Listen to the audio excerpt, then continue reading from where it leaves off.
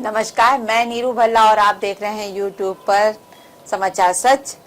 और आज फिर हमारे साथ उपस्थित है श्री महादेव संस्कृत महाविद्यालय के प्राचार्य डॉक्टर नवीन चंद जोशी जी, जो हमें बताएंगे जुलाई माह में 12 राशियों का राशिफल क्या रहेगा, किसके लिए अच्छा, किसके लिए थोड़ा सा हल्का। तो हम उन्हीं से जानते हैं जुलाई माह का राशिफल। नमस्कार पंडित जी, समाचार सच में आपका स्वागत है। नमस्कार, सभी समाचार सच चैनल को देखने वाले सभी लोगों का हार्दिक अभिनंदन। आप सभी दर्शकों को सादर प्रणाम।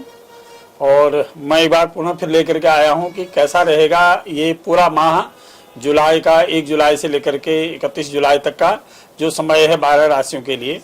तो ये सप्ताह कैसा रहेगा, इससे पहले थोड़ा सा, क्योंकि थोड़ा सा ग्रहों की स्थिति इस समय बदलेगी। 6 जुलाई से शुक्र कर्क राशि से यानी सिंह राशि में जाएंगे, यानी वहां पर शुक्र और मंगल की युति हो जाएगी। और 17 जुलाई से, क्योंकि जो हरेला आएगा, हरेला पर्व आएगा, कर्क संक्रांति आएगी, तो सूर्य भगवान भी अपनी मिथुन राशि से निकल करके चंद्रमा की राशि यानी कर्क में आ जाएंगे। और शेष ग्रह जो है वो अपने अपनी स्थिति में ही रहेंगे इस माह में। जैसे मेष राशि में गुरु और राहु की युति रहेगी, मिथुन राशि में सूर्य बुध, और सूर्य आगे जाकर के बदल जाएंगे, बुध भी बदलेंगे। इस समय कर्क में शुक्र है, तो आगे चल करके शुक्र जो है अपनी राशि परिवर्तन करके सिंह में जाएंगे, और सिंह में जो मंगल इस समय चल ही रहे पूरे माह रहेंगे। तुला में केतु और कुंभ में शनि, ये ग्रहों की इस समय वर्तमान में इसमें रहेगी। तो इसके अनुसार गोचर ग्रहों के अनुसार जो 12 राशियों में प्रभाव पड़ेगा, आइए जानते कैसे रहेगा वो प्रभाव। सबसे पहले जिसके मेष राशि में, क्योंकि देवगुरु बृहस्पति जी और राहु की स्थिति बनी हुई है, मेष राशि से तृतीय स्थान में सूर्य, बाद में चतुर्थ स्थान में सूर्य हो जाएंगे। और उसके बाद सप्तम में केतु और एकादश यानी आय स्थान में शनि की स्थिति बनी। यानी कुल मिलाकर के मेष राशि में वर्तमान में भी थोड़ी सी ग्रहों की स्थिति मिलीजुली रहेगी। तो नया कोई भी कार्य मेष राशि वाले इस बीच में करें, क्योंकि इस बीच में भी आषाढ़ का महीना 16 को खत्म हो जाएगा, 17 से फिर वो महीना चल जाएगा, यानी चातुर्मास का समय आ गया। कोई नए कार्य का तो आरंभ इसमें वैसे भी नहीं होता। कोई नए कार्य का आरंभ करने से मेष राशि वालों को थोड़ा सा परहेज करना चाहिए। सोच समझ करके कोई भी नया कार्य करें, नया व्यापार करें या नया कोई भी नौकरी छोड़ें, कोई नई नौकरी लेने की कोशिश करें, उससे पहले थोड़ा सा विचार कर लें। तो ये महीना का पूर्वार्ध वाला जो भाग उनके लिए रहेगा वो थोड़ा सा प्रतिकूल उनके लिए जा सकता है। थोड़ा सा मानसिक तनाव उनके लिए थोड़ा सा इसमें बढ़ोतरी हो सकती है। उसके लिए भगवान शिव की उपासना करें, क्योंकि आगे चल करके श्रावण मास आरंभ होगा। 3 तारीख को गुरु पूर्णिमा है, तो 4 से जो है वो श्रावण मास चलेगा पक्ष के अनुसार, फिर 18 से अधिमास भी प्रारंभ हो जाएगा। तो कोई बात नहीं, भगवान शिव की सोमवार, शनिवार, इन बारों में तो अवश्य भगवान शिव की आराधना करनी चाहिए, विशेषकर मेष राशि वालों को। तो उनका जितना भी मानसिक तनाव है या जो शरीर में लगी हुई व्याधियां हैं, कार्यों में जो रुकावटें आ रही हैं, वो रुकावटें भगवान शिव की कृपा से दूर हो जाएंगी। और जैसा कि मैंने कहा कि नए कार्यों का आरंभ करने से पहले थोड़ा सा सोच विचार मेष राशि वालों को करना चाहिए, क्योंकि उनकी राशि में गोचर में गुरु चांडाल योग बना हुआ है, गुरु भी हैं और राहु भी हैं, और सप्तम स्थान में जो है केतु की स्थिति बनी हुई है। थोड़ा सा प्रतिकूलता उनके लिए जा सकते हैं। लेकिन इस माह का जो उत्तरार्ध का जो समय आएगा, लगभग 20-22 तारीख के बाद का जो समय आएगा, वो 1 सप्ताह उनके लिए बहुत अच्छा रहने वाला है। जो विद्यार्थी वर्ग हैं या जो रोजगार से जुड़े हुए लोग हैं, उनके लिए उसमें लाभ की स्थिति बन सकती है, पदोन्नति की स्थिति बन सकती है। विद्यार्थियों के लिए प्रतियोगिताओं में अच्छे नंबरों से पास होने की या नया रोजगार मिलने के आसार बन सकते हैं। राजनीतिक क्षेत्र से जुड़े हुए लोगों के लिए भी इस माह का उत्तरार्ध का जो समय रहेगा वो बहुत अच्छा रहेगा। कुल मिलाकर के इस माह में अगर मेष राशि का हम फलादेश करें गोचर के अनुसार, तो मिला जुला असर रहेगा, लेकिन उत्तरार्ध का समय उनके लिए बहुत संतोषजनक और बहुत अच्छा रहने की स्थिति रहेगी। अगली राशि के हिसाब से देखिए वृष राशि। वृष राशि में भी द्वितीय भाव में सूर्य रहेंगे, बाद में तृतीय भाव में सूर्य चले जाएंगे, छठे में केतु रहेंगे और 10वें भाव में शनि रहेगी। यानी वृष राशि में भी, क्योंकि वृष राशि के हिसाब से भी जो राहु की और गुरु की जो स्थिति रहेगी, और इधर 10वें भाव में जो शनि की स्थिति रहेगी, वृष राशि के लिए भी थोड़ी सी उतार चढ़ाव की स्थिति रहेगी। लेकिन वृष राशि वालों के लिए इस माह में राजनीतिक और आर्थिक दृष्टि से देखा जाए तो बहुत बढ़िया ये सप्ताह, ये पूरा माह जा सकता है। राजनीतिक लाभ मिल सकता है, पद प्रतिष्ठा में वृद्धि हो सकती है। व्यापार से जुड़े हुए जितने लोग भी हैं उनको निश्चित ही कोई न कोई लाभ की स्थिति इस माह में होने वाली है। लेकिन वृक्ष राशि के लिए विवाद की स्थिति भी निश्चित राहु इस समय बनाएगा, तो उनके लिए भी, क्योंकि दशम में शनि है, बहुत अच्छी स्थिति का नहीं, यदि अपनी कुंभ राशि का है, उनकी गोचर स्थिति से वहां पर है और व्यय भाव को देख भी रहा है, तो लेकिन वृक्ष राशि के लिए थोड़ी सी विवाद की स्थिति बन सकती है। तो वृक्ष राशि वालों को सबसे पहले क्या करना चाहिए कि भगवान शिव जी की आराधना करें, सफेद रंग को स्फटिक की माला इत्यादि वगैरह धारण कर लें तो उनके लिए बहुत बड़ा लाभ मिलेगा। पूर्वार्ध का जो समय रहेगा वो उनके लिए थोड़ा सा प्रतिकूल रह सकता है, और जो ही राशि परिवर्तन शुक्र, उनकी राशि के मालिक शुक्र है, इसमें कर्क में राशि परिवर्तन करेंगे तो अगली राशि सिंह में जाएंगे, तो निश्चित ही उनके लिए राजनीतिक दृष्टि से देखा जाए तो कोई पद मान प्रतिष्ठा बढ़ाने वाला होगा, संतान संबंधी शुभ सूचनाएं उनको प्राप्त हो सकते हैं, कोई नया कार्य आरंभ हो सकता है। भगवान शिव जी की आराधना करें तो कुल मिलाकर के वृक्ष राशि वालों के लिए भी इस माह का फलादेश बहुत अच्छा रहेगा। राजनीतिक आर्थिक दृष्टि से खुशियां लाने वाला होगा, संतान संबंधी शुभ सूचनाएं मिलेंगी। भगवान शिव की आराधना करें तो उनके लिए भी शुभ रहेगा। अगली राशि देखें मिथुन राशि।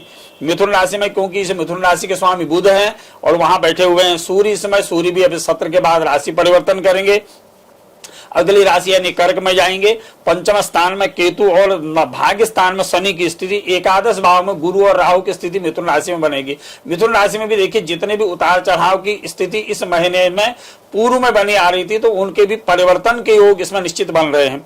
विशेषकर 18 जुलाई के बाद निश्चित ही उनके कैरियर में अंतर आएगा, कोई मन के अनुरूप उनके कार्य होंगे, जो रुके हुए कार्य हैं या न्यायालय संबंधी कोई विवाद है, कोई भूमि संबंधी विवाद है, निश्चित ही उसके सुलझने के आसार होंगे। मिथुन राशि में वर्तमान में इससे पूर्व में जो थोड़े प्रतिकूल दशाएं चल रही थी, व्यापार में हानि का योग होना, व्यर्थ विवाद की स्थिति होना, संतान संबंधी थोड़ी परेशानी होना, तो इस परेशानी से निश्चित ही भगवान सूर्य के कर्क राशि में जाते हैं उनके राशि में परिवर्तन आने की स्थिति बनेगी।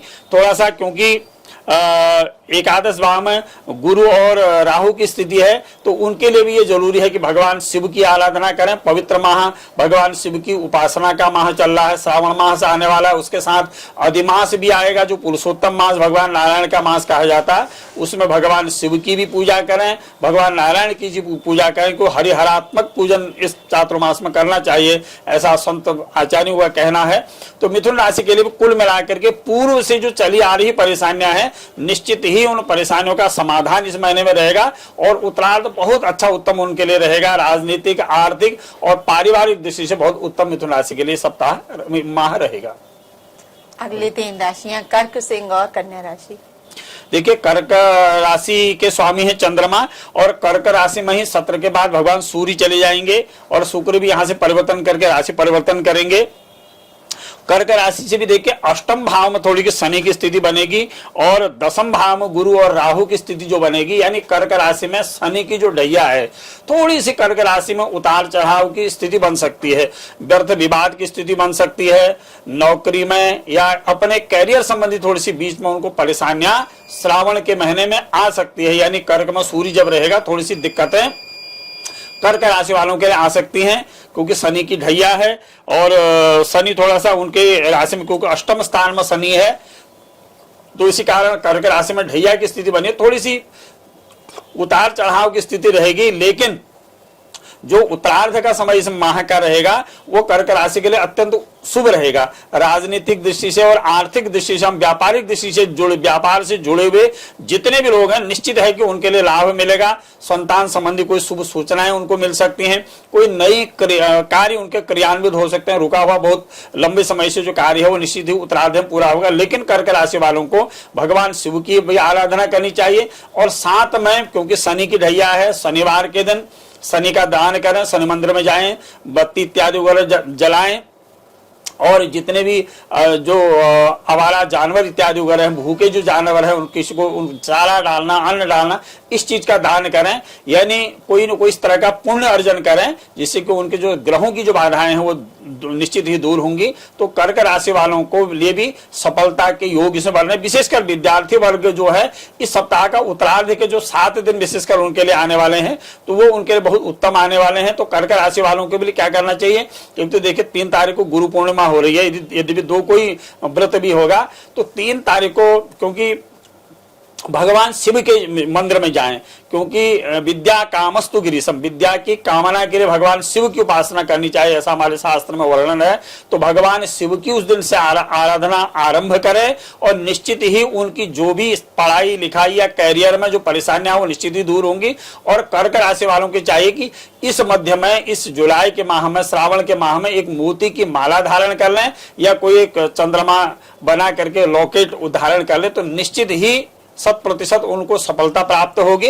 ये और उनके लिए भी उत्तरार्ध का समय बहुत अच्छा रहेगा। कुल मिलाकर के ये जो माह है, जुलाई का माह, कर्क राशि के लिए भी उत्तम रहेगा, लेकिन थोड़ी परेशानियां ला सकती हैं। और साथ में उसके लिए आप शनि का दान इत्यादि वगैरह करें और शिव की उपासना करें, बहुत उत्तम कर्क राशि के लिए सप्ताह रहेगा। अगली राशि देखिए सिंह राशि। सिंह राशि के अधिपति भगवान सूर्य इस समय यानी बुध की राशि मिथुन में है, और उसके बाद आगे चल करके वो सीधे चंद्रमा की राशि में आ जाएंगे। और सप्तम स्थान में शनि, भाग्य स्थान में गुरु और राहु की स्थिति, यानी सिंह राशि के भाग्य स्थान में गुरु चांडाल योग इस समय बन रहा है। तो सिंह राशि के लिए भी देखिए, सिंह राशि के जो जातक बेरोजगार हैं उनके लिए सबसे अच्छा ये मौका यह है कि भगवान शिव की आराधना करें, रुद्राष्टक का पाठ करें। शनिवार और सोमवार के दिन प्रातः और सायंकाल शिवजी मंदिर में जाएं या अपने घर में दिया जलाएं। नमामि मीशान निर्वाण रूपम, इसका पाठ करें भगवान शिव का ध्यान करते हुए। निश्चित ही भगवान शिव की कृपा से उनके कैरियर में सुधार आएगा और कैरियर संबंधी जो परेशानियां उनकी चल रही हैं, विशेषकर जो प्रतियोगिता में बैठे हुए छात्र हैं, जो तैयारी कर रहे हैं, कैरियर संबंधी जिनकी रुकावटें आई हैं, उनके लिए बहुत अच्छा उपाय है।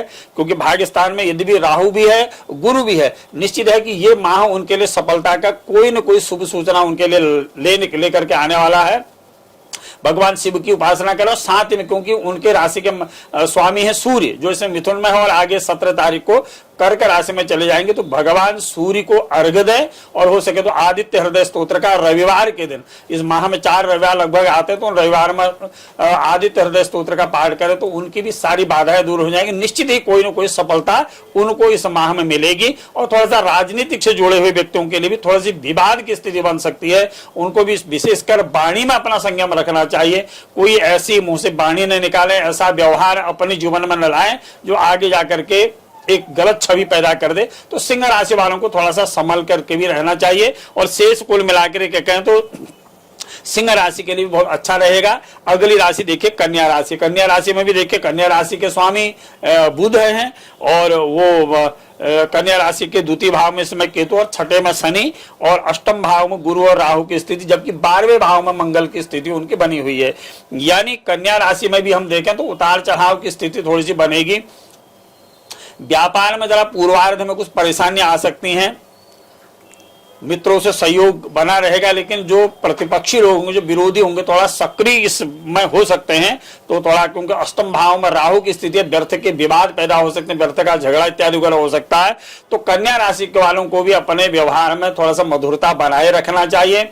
व्यापार इत्यादि में भी लेन देन में, विशेषकर ऋण लेना और ऋण देने, इन दोनों चीजों में थोड़ा सा परहेज कन्या राशि को पूर्वार्ध में इस जुलाई माह में रखना चाहिए। शेष जो आर्थिक दृष्टि है और धार्मिक दृष्टि से देखा जाए तो उनके लिए बहुत अच्छे योग बन रहे हैं। कोई शुभ मांगलिक कार्यों की योजना उनकी बन सकती है और शुभ तीर्थ स्थानों की यात्राओं का योग बन सकता है और घर में कुछ ऐसी शुभ कार्य उनके संपादित हो सकते हैं। लेकिन थोड़ा सा जो वाद विवाद की स्थिति है और जो थोड़ा सा आर्थिक हानि के भी जो योग बीच में बन रहे हैं, तो कन्या राशि को चाहिए वो भी भगवान शिव जी की उपासना तो करें ही, साथ में मंगल का दिन है या शनिवार का दिन है, माँ भगवती के आगे घी का दिया जला करके देवी कवच का पाठ करें। और हो सके तो दुर्गा सप्तशती में जो चतुर्थ अध्याय भगवती महालक्ष्मी की जो स्तुति है, सक्राद सुरगणा निहतेति वीर्य, चतुर्थ अध्याय महालक्ष्मी जी की स्तुति का है, इसका पाठ करें तो सारी उनकी जितने भी आर्थिक परेशानियां हैं दूर हो जाएंगी। कुल मिलाकर के ये कन्या राशि के लिए भी यह माह मिला जुला असर वाला रहेगा, लेकिन कुल उत्तरार्ध का जो समय रहेगा बहुत उत्तम उनके लिए रहेगा। अगली 3 राशियां तुला, वृश्चिक और धनु राशि। देखिए तुला राशि में, क्योंकि तुला राशि में केतु बैठे हुए हैं, तुला राशि से ही ठीक सप्तम भाव में राहु और गुरु की स्थिति है, 11वें भाव में मेष और वृश्चिक के स्वामी मंगल बैठे हुए हैं। तो तुला राशि के लिए थोड़ी सी दौड़ धूप ज्यादा हो सकती है, पारिवारिक परेशानियां हो सकती हैं। तुला राशि से सप्तम भाव में यानी जाया भाव में, पति भाव में गुरु और राहु की स्थिति बनी हुई है। थोड़ी सी पारिवारिक परेशानियों में वृद्धि तुला राशि की हो सकती है। व्यर्थ विवाद हो सकता है। कोई राजकीय कार्यों में बाधा के योग तुला राशि के बन सकते हैं। इसलिए तुला राशि वालों को चाहिए कि राहु का भी जपदान करें और केतु का भी जपदान करें। साथ में अपने इष्ट का आराधन करें, मां भगवती गायत्री का जाप करें, अपने इष्ट देवी का ध्यान करें, पूजन करें, तो उनकी बाधाएं दूर होंगी। लेकिन एक पक्ष उनका जो तुला राशि के लिए आएगा तो उनका जो एकादश भाव में जो मंगल की स्थिति बन रही, कहीं ना कहीं अचानक लाभ की स्थिति उनकी बनेगी। करियर में कोई बदलाव आ सकता है, व्यापार में कोई नई योजनाएं उनके क्रियान्वित हो सकती हैं, राजनीतिक पदलाभ की दृष्टिकोण से कोई नए मित्रों का सहयोग अचानक प्राप्त उनको हो सकता है। तो तुला राशि के लिए चाहिए कि भगवान शिव की आराधना भी करें, अपने इन ग्रहों को अनुकूल करने के लिए इनका जपदान आदि तो करें, साथ में मंगल की भी उपासना करें। मंगलवार के दिन मंगल स्तोत्र का पाठ करें तो उनके लिए अत्यंत शुभ रहेगा। और हो सके तो सफेद स्फटिक की माला थोड़ी सी धारण करना। उनके राशि के स्वामी कर्क में और सिंह में जाएंगे तो निश्चित है कि उनके लिए कोई लाभ की स्थिति वो बनाएंगे। कुल मिलाकर के तुला राशि के जातकों के लिए भी ये सप्ताह मिला जुला असर वाला रहेगा, लेकिन कोई न कोई शुभ सूचनाएं उनके लिए भी इस माह में लाने वाली हैं। उनके लिए भी कुल मिलाकर के अच्छा ये माह रहेगा। अगली राशि देखिए वृश्चिक राशि। वृश्चिक राशि में भी क्योंकि शनि की ढैया से प्रभावित राशि है, चतुर्थ स्थान में शनि और छठे भाव में गुरु और राहु की स्थिति रहेगी। दसम भाव में मंगल, 12वें भाव में जो केतु की स्थिति वृश्चिक राशि में रहेगी। थोड़ी सी तनाव में वृद्धि हो सकती है वृश्चिक राशि की, व्यर्थ की दौड़ धूपें हो सकती हैं, विरोधी वर्ग बहुत ज्यादा सक्रिय हो सकते हैं। इसलिए थोड़ा, क्योंकि छठे भाव में राहु है, यदि भी रोग शोक आदि को दूर करेगा, लेकिन सत्रों में वृद्धि जरूर उनकी हो सकती है, विरोधी वर्ग सक्रिय हो सकते हैं।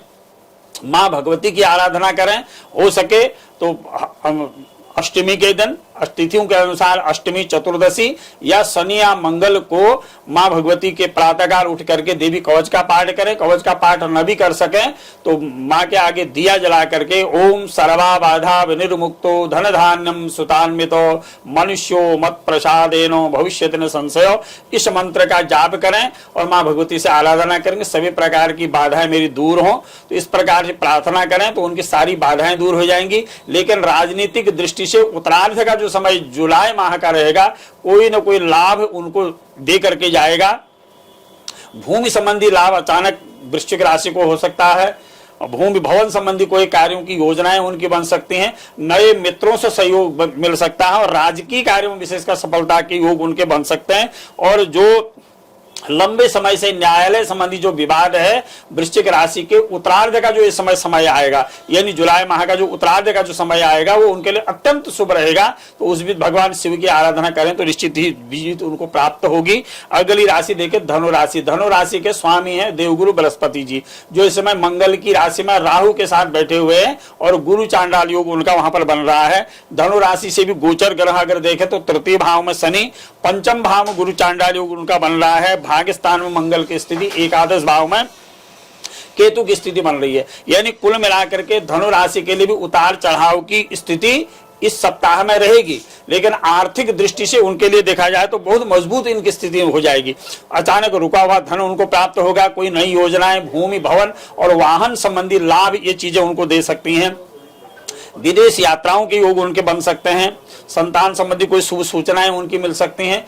और विशेषकर धनु राशि के वालों के लिए जो राजनीतिक क्षेत्र से जुड़े हुए जो लोग हैं, सामाजिक क्षेत्रों से जुड़े हुए जो लोग हैं और विशेषकर वैज्ञानिक इत्यादि वगैरह क्षेत्रों से जुड़े हुए जो लोग हैं, उनके लिए कोई शुभ सूचनाएं इस समय धनु राशि को वालों को उत्तरार्ध में मिल सकती हैं। धनु राशि वालों को भी क्या करना है कि रविवार का दिन है, शुक्रवार का दिन है, विशेषकर रविवार के दिन तो भगवान सूर्य की आराधना करें और बृहस्पतिवार के दिन भगवान लक्ष्मी नारायण जी के मंदिर में जाकर के ओम नमो भगवते वासुदेवाय मंत्र का जाप करें, या हो सके ब्राह्मण के द्वारा पुरुष सूक्त और श्री सूक्त का पाठ कराएं तो निश्चित ही कोई न कोई उनके लिए बहुत उच्च पद मान प्रतिष्ठा के योग धनु राशि में बनते हुए दिखाई दे रहे हैं इस माह के अंत में। कुल मिलाकर के धनु राशि के लिए भी ये सप्ताह बहुत शुभ रहेगा। अगली 3 राशियां मकर, कुंभ और मीन राशि, कैसा रहेगा इनका माह? देखिए, मकर, कुंभ और मीन मकर और कुंभ के राशि हैं शनि, और इस समय मकर कुंभ मीन तीनों में ही शनि की 7.5 चली हुई है। मकर में भी हम देखें तो द्वितीय भाव में उनकी शनि की स्थिति, चतुर्थ भाव में गुरु और राहु की स्थिति, अष्टम भाव में मंगल और दशम में जो केतु की स्थिति बनी है। मकर राशि में भी उतार चढ़ाव की स्थिति बन सकती है, मानसिक तनाव में वृद्धि हो सकती है। थोड़ा सा स्वास्थ्य की दृष्टि से देखा जाए तो मकर राशि के लिए पूर्वार्ध का जो समय है, यानी इस माह का जो पूर्वार्ध, जो पहला सप्ताह है, थोड़ा सा संघर्षमय हो सकता है, व्यर्थ विवाद की स्थिति हो सकती है, तनाव की स्थिति बढ़ सकती है, स्वास्थ्य में थोड़ी सी गिरावट आ सकती है। लेकिन उसके बाद जो उत्तरार्ध का समय है, यानी 15 के बाद, यानी जो ही भगवान सूर्य अपनी राशि परिवर्तन करके कर्क में जाएंगे तो वहां से मकर राशि में ग्रहों का थोड़ा सा परिवर्तन होगा, तो निश्चित है उनके लिए भी पद लाभ की स्थिति बनेगी, नई योजनाएं उनकी क्रियान्वित हो सकती हैं। रोजगार के क्षेत्र में जो उनकी विशेषकर तो अड़चनें चल रही थी वो निश्चित ही दूर होंगी, कोई न कोई लाभ उनको उस बीच में प्राप्त हो सकता है। और विशेषकर मकर राशि के लिए इस समय जो है स्थान परिवर्तन के योग विशेषकर बन सकते हैं, तो उसको थोड़ा सा उसमें उनको ध्यान देने की आवश्यकता होगी। तो किसी प्रकार का कोई ऐसा विवाद जीवन में न आए, इसके लिए अपने राशि के स्वामी जो शनि है, क्योंकि द्वितीय भाव में शनि है उनका, द्वितीय भाव में से क्योंकि कुंभ राशि में शनि है तो उनकी राशि से द्वितीय भाव से वो तृतीय भाव में, सप्तम भाव में, दसम भाव में शनि की दृष्टि रहेगी, तो थोड़ा सा प्रतिकूलता उनकी जा सकती है, व्यर्थ विवाद हो सकते हैं, कोई राजनीतिक और शासकीय इस तरह की कुछ परेशानियां उनकी जीवन में आ सकती हैं। तो उसके लिए एक तो शनि दान करें, भगवान शिव की आराधना करें, और हो सके तो लोहे का छल्ला या शनि का कोई यंत्र वगैरह धारण करें तो उनकी सारी बाधाएं दूर हो जाएगी। कुल मिलाकर उत्तरार्ध का जो समय रहेगा उनके लिए संतान पक्ष, आर्थिक पक्ष बहुत अच्छा रहेगा। स्वास्थ्य की दृष्टि से थोड़ा सा मकर राशि को ध्यान देने की आवश्यकता है, उसके लिए अपना भगवान शिव की आराधना करें, पंचाक्षर मंत्र का जाप करें, शुभ रहेगा। अगली राशि देखिए कुंभ राशि। कुंभ राशि और मकर राशि के स्वामी जो शनि है वो कुंभ राशि में ही बैठे हुए हैं। तृतीय भाव में उनके गुरु और राहु की स्थिति, सप्तम भाव में मंगल और भाग्य स्थान में जो केतु की स्थिति है, यानी कुंभ राशि में भी थोड़ा सा तनावपूर्ण स्थिति कुंभ राशि वालों की रहेगी। लेकिन कुंभ राशि वालों के लिए आर्थिक दृष्टि से देखा जाए, आर्थिक लाभ की दृष्टि से देखा जाए तो ये माह बहुत ही उत्तम रहने वाला है। जो उनके लिए तो आर्थिक स्थितियां उनकी बहुत मजबूत हो सकती हैं, आर्थिक दृष्टि से कोई नई योजनाएं उनकी बन सकती हैं, पद प्रतिष्ठा में वृद्धि हो सकती है, और जितने भी विरोधी वर्ग हैं वो उनके शांत रहेंगे, नए मित्रों का अभ्युदय उनका होगा, और कोई राजनीति में कोई नया पदमान प्रतिष्ठा उनकी हो सकती है। और क्योंकि उनके राशि में शनि बैठे हुए हैं, शनि अपने घर में बैठे हुए हैं, तो शनिवार के दिन शनि मंदिर में जाकर के दीपक जलाएं, शनि भगवान को प्रणाम करें। नीलांजन समाभासम रविपुत्रम यमाग्रजम छाया मार्तंड संभूतम तम नमामिम शनिश्चरम, इस मंत्र का जाप करें, शनि भगवान को प्रणाम करें और शनि का दान करें तो उनकी सारी बाधाएं दूर हो जाएंगी। कुल मिलाकर के उनके लिए भी थोड़ा सा, क्योंकि शनि है तो थोड़ा पारिवारिक तनाव उनके इस माह में हो सकता है, लेकिन अन्य और दृष्टि से देखा जाए, राजनीतिक पद मान और आर्थिक दृष्टि से देखा जाए तो कुंभ राशि के लिए ये माह पूर्व की अपेक्षा इसमें बहुत अच्छा रहेगा। कोई नए शुभ सूचनाएं भी उनके लिए आ सकती हैं और ये माह कुल मिलाकर कुंभ राशि के लिए भी अच्छा रहेगा। अगली राशि जो है मीन राशि। देखिए मीन राशि के स्वामी इस समय जो देवगुरु बृहस्पति जी हैं, राहु के साथ बैठे हुए हैं मंगल के घर में, और मीन राशि से द्वितीय भाव उनका हो रहा है जहां गुरु और राहु बैठे हुए हैं। छठे भाव में यानी रिपु भाव में मंगल और अष्टम में केतु, 12वें भाव में शनि बैठा हुआ है, यानी व्यय भाव में शनि बैठा हुआ है। तो मीन राशि के लिए इस सप्ताह में सबसे पहले तो व्यर्थ व्यय से बचना चाहिए। शनि व्यय भाव में है और द्वितीय भाव में राहु है और अष्टम भाव में केतु है। तो ये जो ग्रहों की उनका इस समय का जो बन रहा है, स्थिति बन रही है, थोड़ी सबसे पहले तो उनके लिए स्वास्थ्य में थोड़ा सा परिवर्तन हो सकता है। स्वास्थ्य की दृष्टि से पूर्वार्ध का जो समय हो सकता है वो परेशानियां ला सकता है। इसके लिए सबसे पहले तो उनको शनि का पूजन करना चाहिए। और छठे भाव का जो मंगल है रिपु भाव में बैठा हुआ, वो भी बहुत बढ़िया उनके लिए स्थिति में पूर्वार्ध में नहीं लाएगा। जब तक सूर्य थोड़ा अपनी राशि परिवर्तन करेंगे तो वहां थोड़ी सी उनकी परिवर्तन की स्थिति थोड़ी बहुत बनेगी। तो मीन राशि के लिए कुल मिलाकर क्योंकि शनि की 7.5 है, शनि 12वें भाव में उनके गोचर में बैठे हुए हैं, तो मीन राशि के लिए थोड़ी सी आर्थिक परेशानियां हो सकती हैं, शारीरिक परेशानियां हो सकती हैं। लेकिन एक जो शुभ होगा, संतान पक्ष से उनको बहुत अच्छा, उनके लिए कोई शुभ सूचनाएं आ सकती हैं। कोई पारिवारिक मांगलिक कार्यों की योजनाएं बन सकती हैं, वो योजनाएं क्रियान्वित हो सकती हैं। लेकिन सबसे पहले स्वास्थ्य की दृष्टि से उनको शनि का दान करना चाहिए और सोमवार शनिवार के दिन भगवान शिव जी के मंदिर में जाएं, दूध दही घी शहद और शक्कर से भगवान का अभिषेक करें। हो सके तो सोमवार के दिन किसी ब्राह्मण को बुला करके शतरुद्री विधान से भगवान शिव के इस श्रावण मास में कम से कम 5 दिन यानी सोमवार 5 सोमवार को भी करें।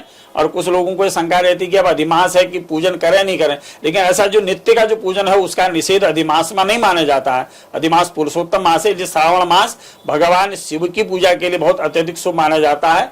जो भी हो 5 दिन 5 सोमवार उनको भगवान शिव जी की उपासना करनी चाहिए, तो सारी बाधाएं मीन राशि की दूर हो जाएंगी। उत्तरार्ध का जो उनका 21 तारीख के बाद का जो समय जुलाई का रहेगा वो मीन राशि के लिए अत्यंत शुभ रहेगा। कोई पदमान प्रतिष्ठा में उनकी वृद्धि हो सकती है, यात्रा के योग बन सकते हैं, भूमि भवन संबंधी कोई नई योजनाएं उनकी क्रियान्वित हो सकती हैं। रोजगार से जुड़े हुए लोगों के लिए जो निश्चित है कि स्थान परिवर्तन के योग उनके भी बन रहे हैं। कुल मिलाकर के मीन राशि के लिए भी ये माह जो है शुभ रहेगा, मिला जुला असर वाला रहेगा, लेकिन अंत में उनके लिए भी शुभ फल देने वाला होगा। सभी 12 राशियों के लिए ये माह जुलाई का माह, जिसमें श्रावण माह आएगा, कई पर्व आएंगे, अधिमास भी प्रारंभ होगा, वो सबके लिए शुभ रहे, सबके लिए मंगलमय हो। जय मां गिरिजा। ये तो था 12 राशियों का राशिफल। तो पंडित जी, जैसा कि अब सावन माह आ रहा और अधिक माह भी है और इसमें काफी त्योहार भी शुरू हो जाते हैं, तो 12 राशियों के लिए कैसा रहे? जो वो कहते हैं भोलेनाथ बड़े भोले हैं, कैसे मनाए बोलूं? तो बहुत सुंदर प्रश्न किया आपने। देखिए, पहले तो 3 तारीख को हमारे यहाँ गुरु पूर्णिमा, 3 जुलाई को जो है गुरु पूर्णिमा यानी व्यास पूर्णिमा पर्व माना जाएगा। जिन व्यास जी की कृपा से हमको 18 पुराण, 18 उपपुराण, वेद उपनिषदों का और वेदों का जिन्होंने विस्तार किया, ऐसे भगवान कृष्ण द्वैपायन वेद व्यास जी की जयंती है, जिसको गुरु पूर्णिमा के रूप में मनाया जाता है। वो गुरु पूर्णिमा पर्व है, बहुत बड़ा पर्व है वहां से, क्योंकि चातुर्मास का आरंभ यद्यपि तो हरिशयनी एकादशी से ही आरंभ हो जाता है, लेकिन विधिवत जो है सभी संत महात्मा लोग एक स्थान में वहां पर बैठ करके तपस्या आरंभ करते हैं, तो वो वहीं से आरंभ होता है। तो गुरु पूर्णिमा का जो पर्व है वहीं से ही, उसके दूसरे दिन से ही श्रावण मास आरंभ हो जाता है, यानी 4 तारीख से श्रावण मास पक्ष के हिसाब से आरंभ हो जाएगा। 2 प्रकार के पक्षों के हमारे यहाँ गणना है, एक तो चांद्र मास है और दूसरा सौर मास है। जो सौर मास यानी सूर्य से आरंभ होगा, सूर्य एक गते को जिस दिन जाएंगे वो जाएंगे 17 तारीख को। 17 तारीख को संक्रांति है, तो सूर्य संक्रमण करेंगे कर्क राशि में। लेकिन पक्ष के हिसाब से हमारे यहाँ 4 तारीख को से लेकर के आरंभ हो जाएगा श्रावण मास। तो इस बीच जो है श्रावण मास जब से आरंभ होता है तो भगवान शिव की आराधना करनी चाहिए, क्योंकि भगवान शिव ही वो महादेव हैं। आशुतोष उनको कहा जाता है, आशुतोष तुम अवधर दानी आरत हरऊ दीन जन जानी। आशुतोष है यानी बहुत छोटी सी उपासना में भगवान शिव प्रसन्न हो जाते हैं। जल धारा शिव प्रिय, खाली जल की धारा भगवान शिव को चढ़ा दो, पंचाक्षर मंत्र का जाप कर लो, इतने से भगवान शिव प्रसन्न हो जाते हैं। तो सभी लोगों को देखिए, असाध्य रोग जो है उसको दूर करने की क्षमता भगवान शिव के अंदर है। प्राचीन काल में हमारे यहाँ कथा आती है पुराणों में, शिव पुराण में, कि चंद्रमा को क्षय रोग हो गया था, तो उन्होंने भी भगवान शिव की आराधना की, पार्थिव बना करके, इसमें क्योंकि मिट्टी के पार्थिव बना के उनको पूजने का विधान है। तो इस श्रावण मास में जो भी प्रतिदिन शिव की उपासना करनी चाहिए। शिव की उपासना से बड़ी कोई उपासना नहीं है, और श्रावण से बड़ा मास भगवान शिव को प्रिय नहीं है। तो भगवान शिव की कृपा से सारी मनोकामनाएं पूर्ण होती हैं। इच्छित फल बिनु शिव अवराधे, भगवान शिव की आराधना के बिना कोई भी कामनाएं पूर्ण नहीं होती हैं। तो सभी लोगों को श्रावण मास आराध्य को भगवान शिव की आराधना करनी चाहिए। और शिव जो है कल्याणकारक हैं, हम दूसरे के लिए भी कल्याण सोचें, ये कामना करते हुए शिवम भूत्वा शिवम भेजित, हम कल्याणकारी बन के, उपकारी बन करके उपासना करें तो निश्चित ही भगवान शिव मनोकामनाओं को पूर्ण करेंगे। इसमें गुरु पूर्णिमा का पर्व आएगा, 17 को हरेले का पर्व आएगा। देखो, हरेला पर्व हमारे यहाँ आता है, एक प्रकृति का द्योतक है। तो भगवान कहते हैं कि प्रकृति का हमको संरक्षण करना चाहिए, पेड़ पौधे लगाओ, जो पेड़ लगे हुए हैं उनका हमको संरक्षण करना चाहिए। जंगलों में फलदार पेड़ अगर हम इसमें लगा दें तो जंगली जो जानवर नगरों में प्रवेश कर रहे हैं उनको पर्याप्त मात्रा में भोजन मिल जाएगा।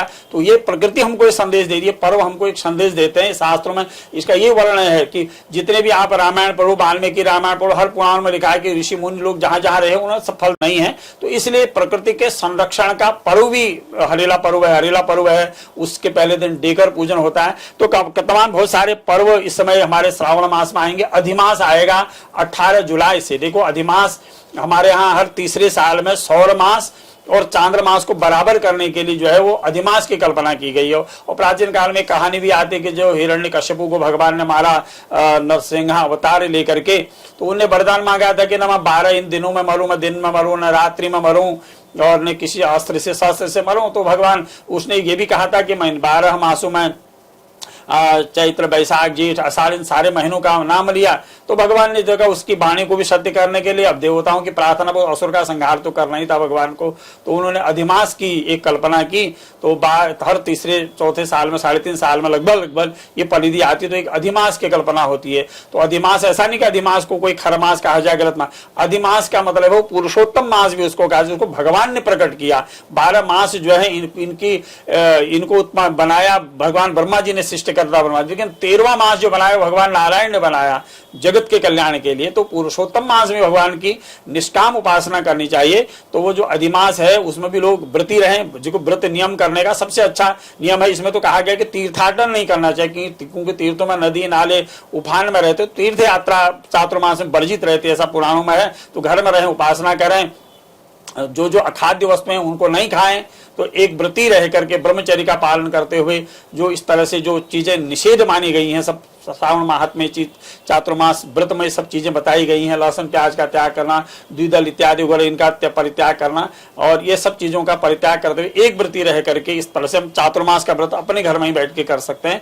यानी कुल मिलाकर करके ये जो हमारे इस माह में जो श्रावण मास में यानी 4 पक्ष आएंगे। 2 पक्ष तो होंगे शुद्ध कृष्ण पक्ष, शुद्ध शुक्ल पक्ष श्रावण का, उसके बाद अधिक शुक्ल पक्ष और अधिक कृष्ण पक्ष, इस तरह से यानी 2 मास इस तरह के इसमें बनेंगे। तो उसमें श्रावण जो शुद्ध मास है उसमें तो उपासना होगी, अधिमास में भी भगवान की उपासना करनी चाहिए, जो सभी के लिए मंगलकारी रहेगी। धन्यवाद पंडित जी, आपने हमें बहुत अच्छी जानकारी दी। और ये थे हमारे साथ पंडित जी जिन्होंने मासिक राशिफल बताया। धन्यवाद।